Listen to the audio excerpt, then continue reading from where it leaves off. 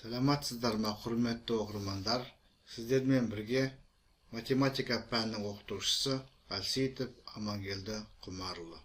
Математикалық сауаттылық пәнінен күрделі есептер айдарымен берілетін есептер топтамасының кезекті нөмірі 5-ші есебін талдауға кірісемін. Сонымен нөмірі 5-ші есеп. Үй мен мектептің арасы 1050 метр болады.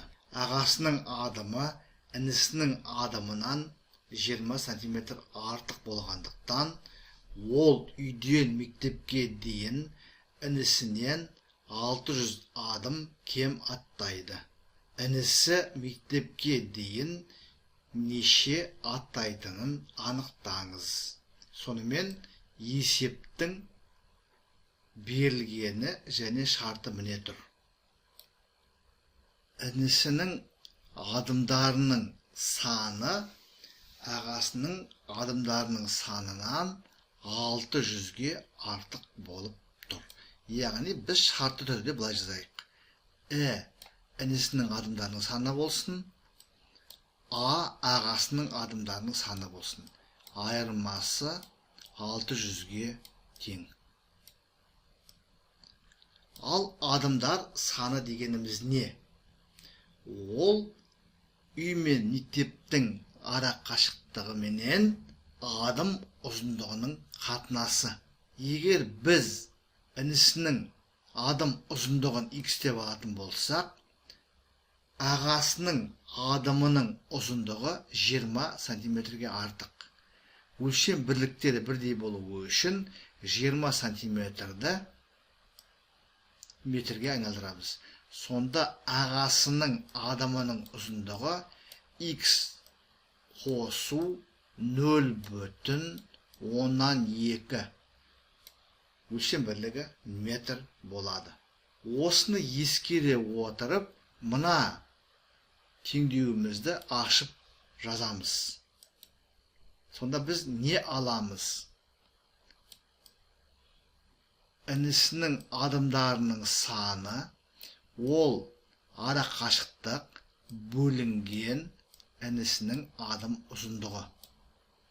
Ал ағасының адымдарының саны ол ара қашықтық бөлінген ағасының адымының ұзындығы. X қосу 0,2 тең болады 600-ге. Осы алынған теңдеудің екі жағында 150-ге қысқартамыз.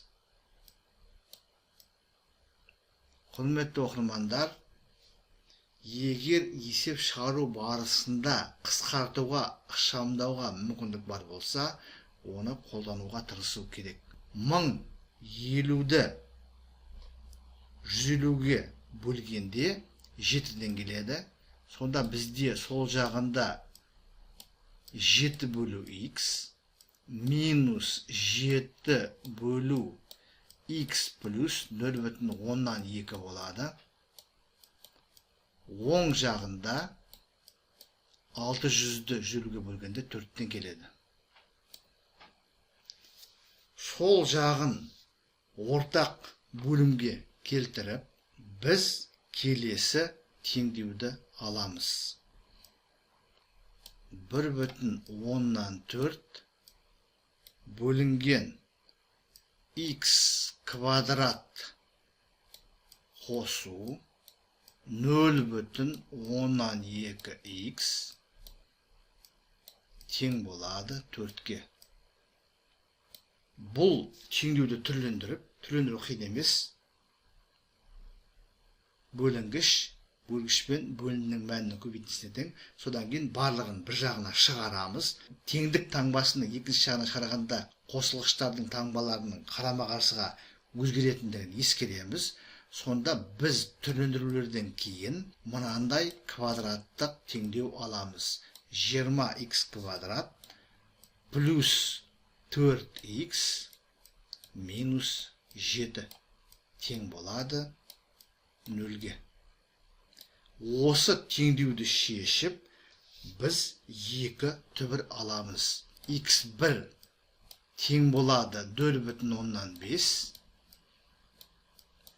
және x2 тең болады минус 0,7.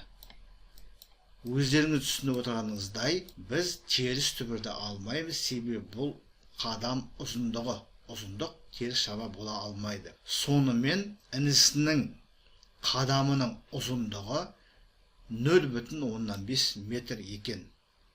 Олай болса, інісінің адымдарының санын біз бұлай анықтаймыз. Біз әрпін белгілеп қойдық, ол тең болады 1050 бөлінген 0,5. Яғни 2100 болады. Сонымен есептің жауабы Д пункті 2100. Яғни інісі үйден мектепке дейін 2100 аттайтын болып тұр.